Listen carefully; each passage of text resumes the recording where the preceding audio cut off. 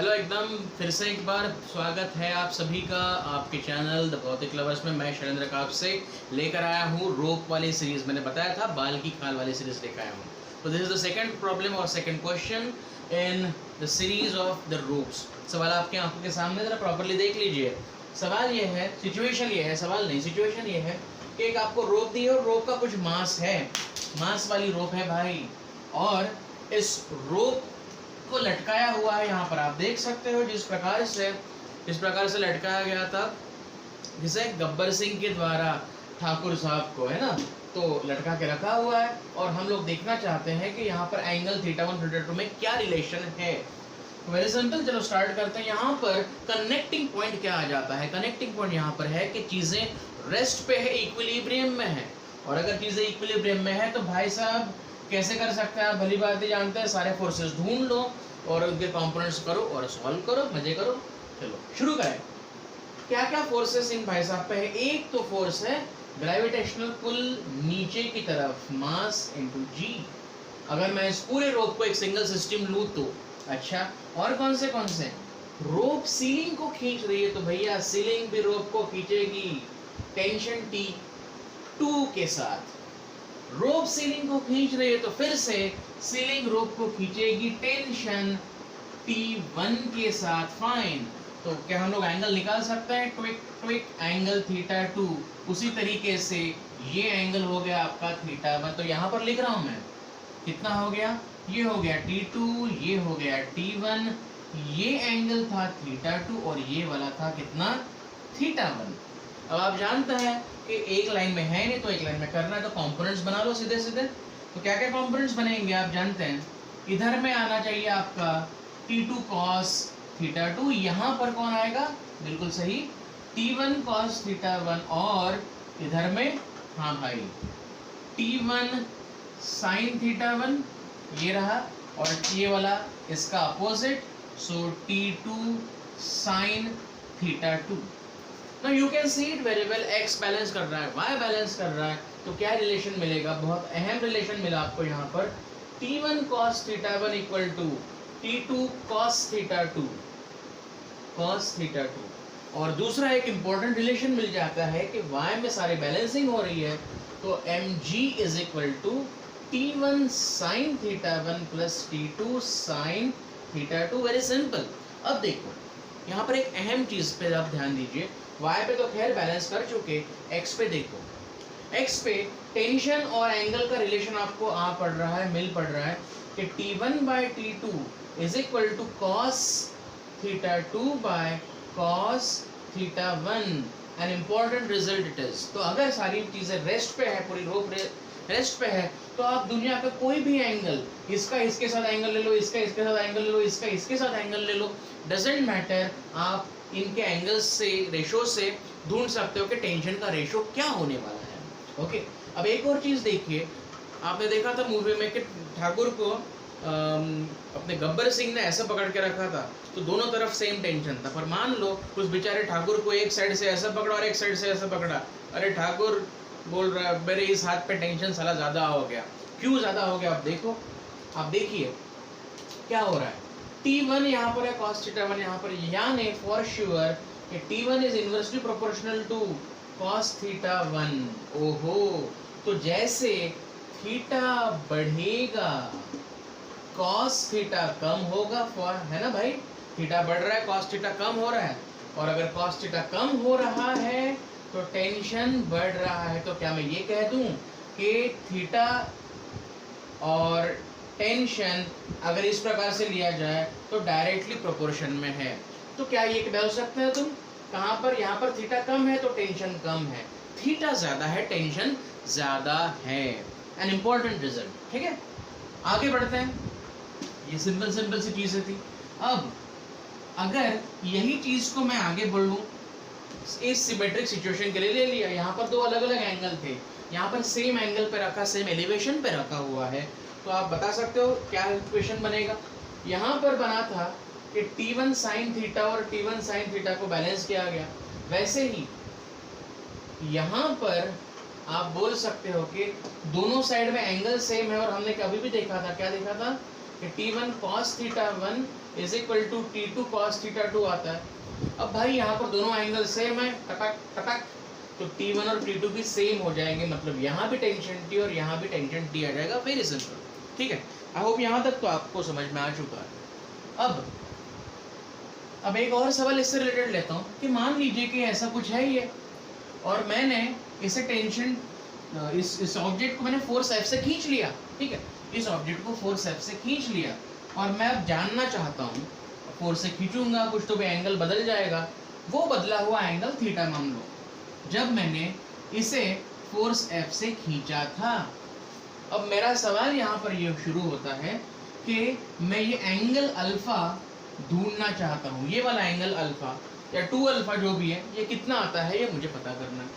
कैसे पता कर सकता है, जरा सोचिए किस प्रकार से किया जाएगा, ठीक है। सवाल दोबारा दोहरा रहा हूँ, धागा है वही है मास m का, और मैंने टेंशन फोर्स F से उसको खींचा, तो कुछ तो भी एक एंगल बन गया उसका, वो एंगल अल्फा थीटा के टर्म्स में क्या निकलेगा।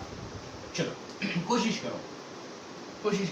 यहाँ पर आप क्या कह सकते हो, सोचिए, साला अल्फा ढूंढना है, तो एक काम कर सकता है हम लोग, यहाँ पर FBD बना के देखते हैं, ठीक है। ये है इतना रीजन। अब इस पॉइंट पे जस्ट थोड़ी देर के लिए अजम्पशन रखें कि ये टेंशन तो T था ही था, इधर में धागे का टेंशन T डैश ले लो, ठीक है, धागे का टेंशन T डैश ले लो, ठीक है भाई। ये एंगल हो गया थीटा और ये एंगल हो गया अल्फा, तो ये भी एंगल हो गया अल्फा। थोड़ी देर पहले ही हम लोगों ने बोला था कि x एक्सिस पे अगर नेट फोर्स 0 आ रहा है, टोटल नेट फोर्स अगर 0 आ रहा है, तो सारे x एक्सिस के कंपोनेंट्स एक दूसरे को बैलेंस करेंगे। यहाँ पर x एक्सिस का कंपोनेंट कौन है, वो है भाई मेरे t cos थीटा। क्या यहाँ पर बताया जा सकता है, हाँ जी, ये t cos अल्फा, तो ये t sin अल्फा। तो क्या मैं ये कह दूं कि ये पूरा ऑब्जेक्ट अगर मैं इसे सिंगल सिस्टम मानूं, तो x एक्सिस पे ये खींच रहा है, y एक्सिस पे x एक्सिस पे ये खींच रहा है, दोनों खींच रहे हैं, और जिसकी वजह से कैंसिल आउट हो रहा है, नेट फोर्स 0 है। तो यहाँ पर इक्वेशन बनेगा t cos theta is equal to t sin क्या alpha, t cos theta is t sin alpha, equation number 1 से। ओके भैया, यहाँ तक तो पहुँच गए। दूसरी चीज देखो यहाँ पे कि अगर मैं सिर्फ इस पॉइंट, अब देखो प्रॉपर्ली सोचो, मैं सिर्फ इस पॉइंट F की बात कर रहा हूँ, वो पॉइंट मैंने मास दूसरा नहीं लिया, सिर्फ पॉइंट F लिया। अब इसको देखो, at the point of application, जहां पर पॉइंट ऑफ एप्लीकेशन है, जहां पर तुम फोर्स अप्लाई कर रहे हो, वहां की बात कर रहा हूं। अब उधर में देखो कौन से फोर्स है, एक तो F यहाँ पर है ही है। क्या मैं ग्रेविटी लूँ? नहीं, क्योंकि मैं सिर्फ वो एक उतना सही पॉइंट ले रहा हूँ, तो ग्रेविटी नहीं। अच्छा, ये फोर्स की वजह से यहाँ पर टेंशन आया होगा, क्या मैंने नाम रखा है उसका, T डैश नाम रखा है ना। तो T डैश फोर्स यहाँ, T डैश फोर्स यहाँ, ये एंगल कितना था, अल्फा था। फटाफट बता दो क्या हो सकता है, T1 cos alpha, T1 cos alpha, T dash cos alpha, sorry, इसको F बैलेंस कर रहा है, हाँ जी।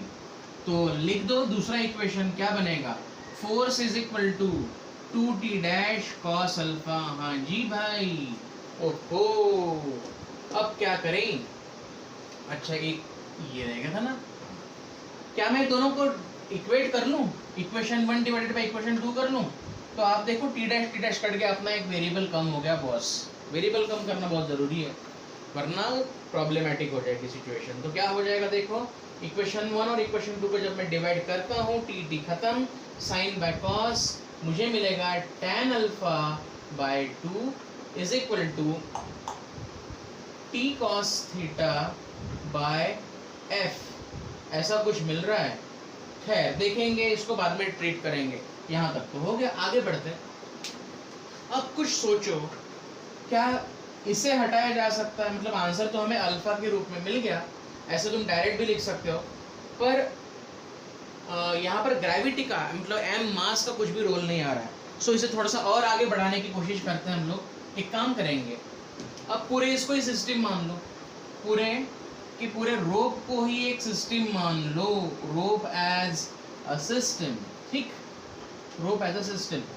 अब कोशिश करो कौन से फोर्स है भाई वाई एक्सिस पे, फोर्स पुकारे नीचे, धरती का फोर्स भी नीचे, और टी साइन अल्फा ये करके देखा था हमने, अब मैं डायरेक्ट लिख रहा हूँ 2t साइन थीटा ये ऊपर।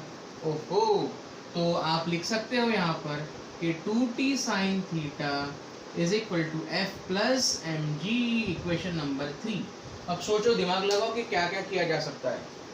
यहाँ पर है कॉस थीटा, यहाँ पर है साइन थीटा, मुझे क्या चाहिए था, उसी हिसाब से सॉल्व करेंगे। चलो इसी हिसाब से सॉल्व कर लेते हैं। I need this and I will be needing this. Okay, बाकी सब को हटा दो।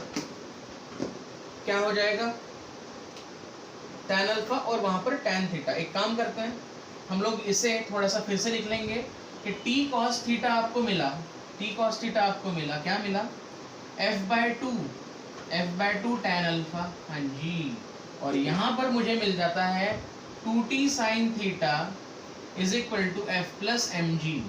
आप चाहो तो 2 यहाँ से यहाँ ट्रांसफर कर दो, ओके, और डिवाइड कर दो, क्या मिलेगा, 2t खत्म, मुझे मिलेगा cot theta is equal to F tan alpha by F plus M G. और इस प्रकार से what was the required thing था अल्फा ढूंढना है, तो tan अल्फा मुझे मिल गया, क्या मिल गया, F plus M G by F into cot theta. आप बोलोगे सर आपको पहले तो कॉस अल्फा के रूप में मिला था, पर वहां पर m मास नहीं आया, जबकि यहाँ पर मास m का रोल हम लोग ला पा रहे हैं, ठीक है। So this is it my dear friends. और भी क्वेश्चंस आएंगे, ढेर सारे क्वेश्चंस आएंगे, प्लीज़ चैनल को सब्सक्राइब करें, अपने दोस्तों में स्प्रेड करें, क्योंकि मैं बहुत सारे अच्छे क्वेश्चंस लेकर आने वाला हूँ, सिचुएशंस लेकर आने वाला हूँ, जलवा कर देंगे, हल्ला कर देंगे, ठीक है। चलो मिलते हैं, have a good day all, bye.